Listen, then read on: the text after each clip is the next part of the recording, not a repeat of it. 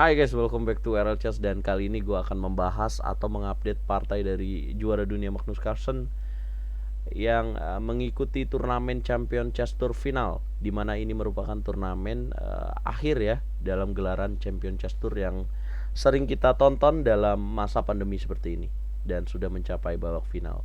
Dan di babak final ini, di babak 1 dia bertemu lagi dengan Duda Jankritov yang mengalahkannya di FIDE World Cup tahun 2021. Dan di partai ini kita akan membahas tentang pentingnya kalian mengetahui pion racun. Dan inilah yang ditampilkan oleh Magnus Carlsen. Langsung saja kita simak dan check it out. Ya, Magnus memegang buah putih berhadapan dengan Duda, memulai dengan D4, kuda F6, C4 dan E6. Kemudian kuda C3 dan D5. Ya, Duda memilih pattern dalam pembukaan Queen Gambit Decline ya, atau Gambit Menteri ditolak dengan D5 dan E6-nya ini. Kemudian C kali D5 dan kuda kali D5. Langkah yang tidak familiar ya, atau tidak lazim dilakukan oleh Duda Jankritov, di mana biasanya E kali D5 dilakukan oleh pemain hitam untuk tetap bisa mengembangkan gajah terangnya. Tapi di sini kuda kali D5 dilakukan oleh Duda. Kemudian kuda F3, C5, coba membongkar. E3 ditahan pion D4-nya, C kali D4 dan E kali D4. Kemudian Duda kuda kali C3, B kali C3 dan menteri C7. Mengancam pion di petak C3 dan benteng B1.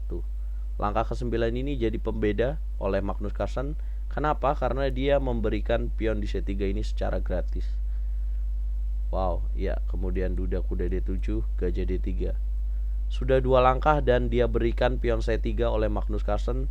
Dan di langkah ke-10 inilah Duda terpancing untuk mengambil pion gratis menteri kali C3. Yang sebenarnya di langkah-langkah berikutnya dia akan terkejut dan sangat berbahaya pion racun dari Magnus Carlsen tersebut. Karena di sini Raja F1 Magnus memilih no castling, gajah E7, H4. Serangan itu dimulai dengan H4, rokade dan benteng H3. Tujuannya apa? Melakukan pengorbanan gajah kali H7, raja kali H7 dan kuda G5, skak dan mendapatkan menteri di petak C3. Kemudian kuda F6 dan kuda E5. Ya, tetap idenya adalah gajah kali H7 ya. Kemudian menteri A5 dan benteng G3. Mengancam raja di petak G8, geser. Kemudian gajah G5. Ya, langkah ke-16 yang sangat berisi dan penuh taktikal ya di sini, karena tujuan selanjutnya adalah gajah kali F6 dan menteri H5 mengancam petak H7. Checkmate. Dan selain itu juga bisa membuka skak menteri ya dengan cara kuda kali F7, skak, dan ada kena menteri di A5. Dan langkah buruk dilakukan oleh Grandmaster nomor 1 dari Polandia ini dengan melangkahkan H6 yang tentunya bukannya membuat Magnus Carlsen takut ya, tapi selanjutnya Magnus Carlsen malah melakukan langkah yang sangat spesial di sini. Bisakah teman-teman menebak langkah selanjutnya dari seorang juara dunia Magnus Carlsen? Ya, benar sekali, dia melakukan langkah gajah kali H6 teman-teman. Mengorbankan gajahnya, mengorbankan bishop sacrifice, mengancam petak G7 ya setelah gajah kali H6 dan dimakan G kali H6 dan menteri F3 di sini menjadi pilihan dari seorang Magnus Carlsen. Dan teman-teman perlu ingat bahwa ketika kita melakukan kombinasi, kita harus punya tujuan dulu di langkah berikutnya. Dan Magnus sudah memiliki tujuan, yaitu menteri F3. Dan di langkah ke-18 ini seorang Duda Jankritov menyerah ya dari seorang juara dunia Magnus Carlsen. Bisa disebut ini merupakan partai mini ya. Walaupun diadakan dengan sistem online, tapi tetap saja partai ini sangat menarik banget. Menteri F3 tujuannya apa bang? Menteri F3 tujuannya adalah untuk mensupport langkah kombinasi yang telah dilakukan oleh Magnus Carlsen, yaitu menteri F4 mengancam H6 karena rajanya tidak bisa membantu raja H7 karena ada gajah dari petak D3 ini.